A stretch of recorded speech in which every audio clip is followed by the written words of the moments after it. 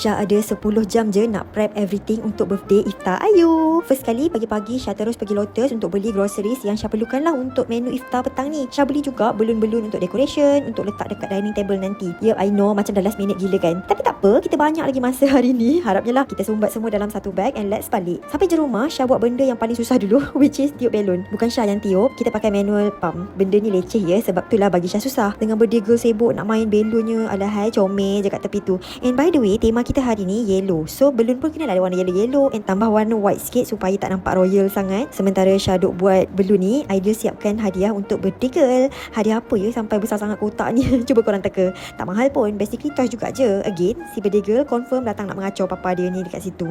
Halo, siap dancing-dancing tau kat depan kamera tau. Well, she know how to entertain people, right? Cute.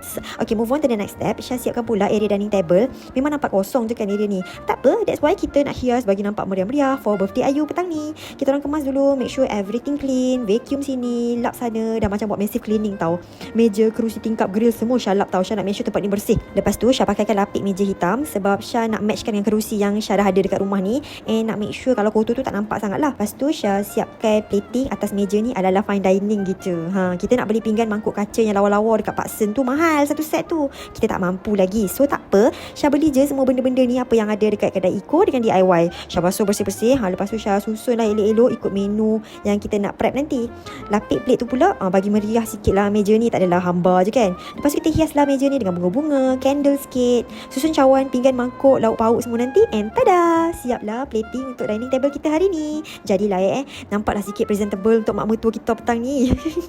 Okay, lepas tu Aidil sambung pula untuk decoration balloon-balloon ni. Yep, we need a good teamwork ya hari ni. Sebab Aidil ni dia tak pandai nak susun-susun make pinggan mangkuk atas table ni, tapi bab panjat-panjat nak pasang balloon apa semua dia okey. So kita bagi job ni dekat dia. Inspo deco tak ada. So asal cantik, ikutkanlah. Nak buat kreativiti macam mana pun, so asalkan dia penuh. Kita ikut ruang sendiri barang apa yang kita ada je lah kan. Ikutlah idea masing-masing. Even balloon-balloon ni pun Syah beli dekat DIY je. Easy. Tepek sana sikit, tepek sini sikit, hias dekat atas railing langsir ni. Lepas tu pakai juga ampai baju ni juga. Senang sikit nak sangkut balloon sebab kalau ada tiang dia senang sikit. Lepas tu tada, dah siap dah. Cantik juga kejadiannya. Walaupun ada nak kacau tadi, but it's okay. So cantik. Very yellow which is I like sebab ikut tema. Cuma kali pinggan mangkuk tu je lah kan, tak ikut tema warna hijau. Tapi tak apa, kita guna je apa yang ada. InsyaAllah pinggan tak ikut tema tapi menu dia sedap. Kita nak menu sedap. Kek dah siap, meja setup dah siap. So let's sambung next part. Kita masak pula. Bye-bye.